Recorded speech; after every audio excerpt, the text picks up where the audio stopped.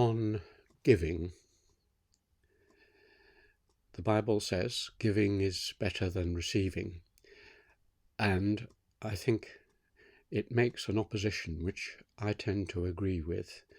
There are some people, and I remember discussing this in the dormitory when I was a little boy, people would say, well, you can't give, there's no such thing as altruism, you never give without expecting something back.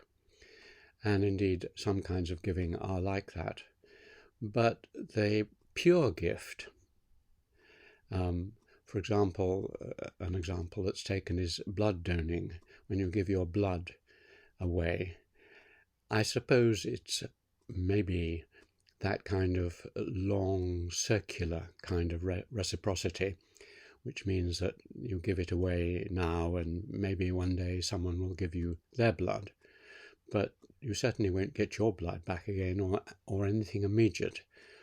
And there are many small, selfless things that people give and do which have no element, as far as one can see, of reciprocity. A mother's love is another example that's given. Obviously, she hopes that the children will remember her and be kind to her in her old age and so on. But great deal is done beyond the call of any kind of duty or any kind of expectation of reciprocity. It's just pure giving. And it's behind, of course, many world religions. The idea of the merit of giving, better to give than receive, is behind a lot of Buddhism, for example.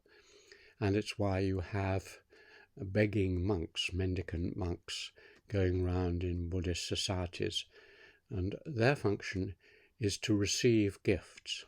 Now you may say, well, that's great for them to receive a bit of rice and so on, and it does uphold their order. But the idea is that they are allowing you to give them something, and that will give you merit. And so they are, in a way, taking away some of the sin that you have by receiving free gifts from you. Now, through my life, I've discovered the truth of this increasingly as I grew older and perhaps had more wealth and opportunities. I found that the real pleasures in my life were not taking things, not buying books or wine or whatever it was, but were giving. And the giving had to be free. There's absolutely no point in giving whatever it is, money or help or whatever, to someone and then saying, well, this is conditional. Conditional gifts are of one kind, and there are some, of course, but the free gift, without any strings attached, is what I found rewarding psychologically. It's difficult to say what it is, because sometimes the recipient doesn't know about it, so there's no direct thanks or return, and yet you feel a sense of pleasure and delight. It's not even, in my case, to earn a place in heaven. I think it's partly a thanksgiving, because I've received so much myself that I feel that I should be giving something back to the pool. But it's something more than that.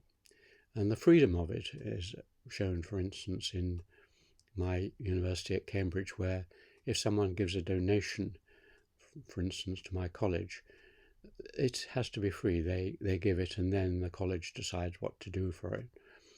The college may thank them, of course, but it's a free gift.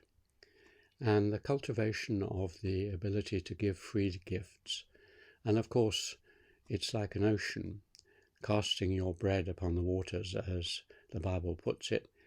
The more people who cast their bread on the water, the more these gifts circulate and come back to you. So the small kindnesses and gifts, which I've received in thousands and millions of them through my life, are a result of this peculiar human desire to give freely to others. And it's a great joy.